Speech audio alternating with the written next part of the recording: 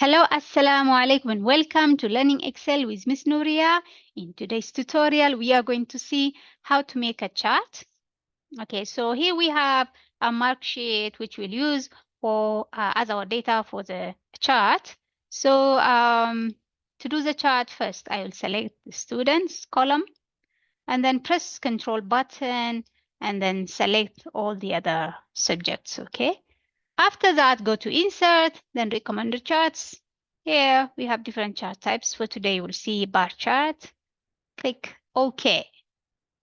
All right. So as you can see, we have 3 subjects: Math, Science, English, and total score is a summary. So we have 4 color codes, okay, for this 4 measurements, okay. On the vertical axis, we have the scores. On the horizontal axis, we have the names of students. Now, we can do a little bit editing to the chart. We can here double click and edit the title. So the chart title, you're going to make it student mark sheet. Student mark sheet. Okay. Then we can also add axis elements to the chart to make it more informative. So here I'm going to add scores. This is the scores axis, and this one is the student names. Okay, student names. All right.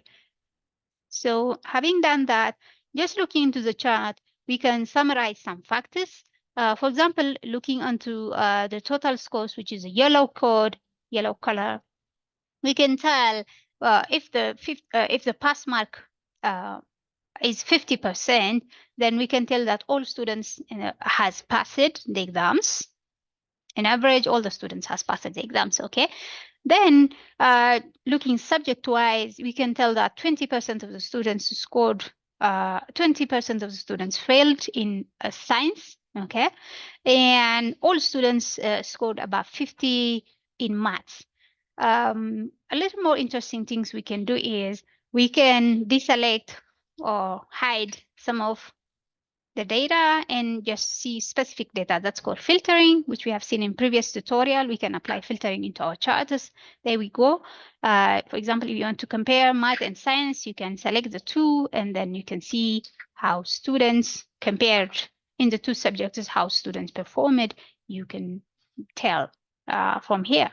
So you can tell that all students passed in maths, while 20% failed. Okay, so that's it for today. Thank you for watching.